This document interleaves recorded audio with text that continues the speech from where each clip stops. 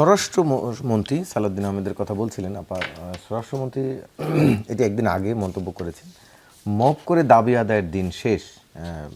এটি দিয়ে তিনি কি ইঙ্গিত দিয়েছেন যে এর আগে কি মব করে দাবি আদায় করা হতো কিনা?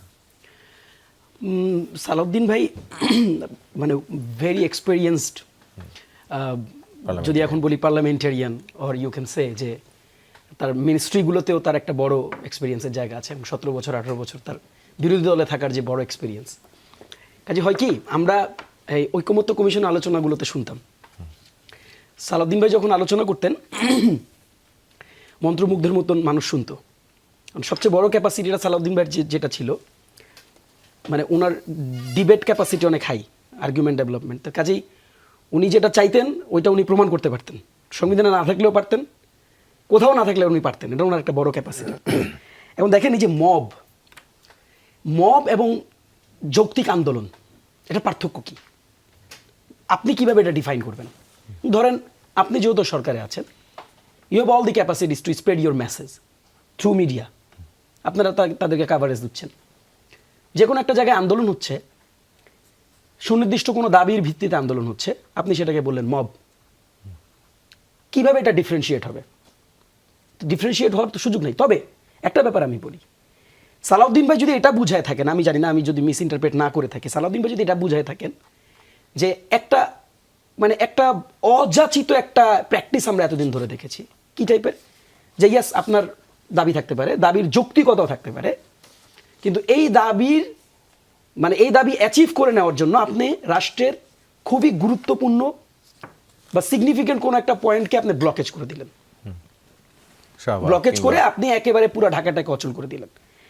এখন এই যে পুরো কার্যক্রম, এই পুরো কার্যক্রমের কোনো একটা অংশকে আপনি আসলে কিভাবে মব বলবেন, কতটুকু অংশকে মব বলবেন, এটা আসলে আমার কাছে মনে হয় যে ভালো ডেফিনেশনটা সালাউদ্দিন ভাই জানেন। তবে একটা বার্তা আমরা দিতে চাই, সেটা হচ্ছে যে মানুষের যৌক্তিক আন্দোলনকে যদি আপনি মব বলে দমন করতে চান, এটাও ওয়ান অফ দি প্র্যাকটিসেস। একটা সময় আমরা দেখতাম যে কোনো যৌক্তিক আন্দোলনকে একটা রং দেওয়া হতো। সেই রংটা কি জানেন?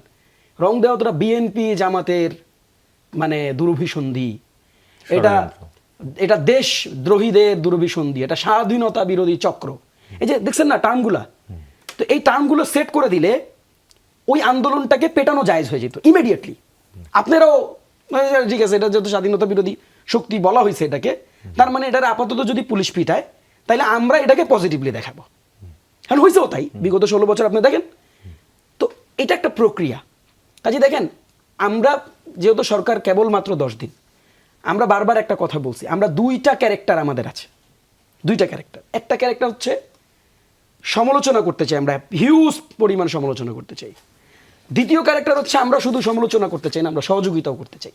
এই ক্যারেক্টারটা আমাদের। এখন মবের রাজত্ব শেষ হোক, যে ধরনের ডিস্টারবেন্স ক্রিয়েট করা হয়, আপনি সকালবেলা বের হয়েছেন, আপনি 5 ঘন্টার মধ্যে অফিস যাইতে পারেন না, বিকজ অফ ওয়াই? কারণ ওইখানে কোনো একটা কমিউনিটি তার ধরেন, মানে সরি আমি ডিমেন্ড করতে চাই না, ধরেন তার হোস্টেলে ডালে লবণ ওই দিন বেশি হয়েছে, এটার জন্য শাহবাগ মোড় আটকে রাখছে। তো এটাকে তো কোনো রাষ্ট্র টলারেট করা উচিত না, এটা আমি হইলেও টলারেট করা উচিত না, এটা বিএনপি হইলেও টলারেট করেন। বিএনপি যদি এটারে মব বলে ডিসপাস করে, এটাকে আমি আসলে সমালোচনা করতে চাই, এটাকে আমি সহযোগিতা করতে চাই না।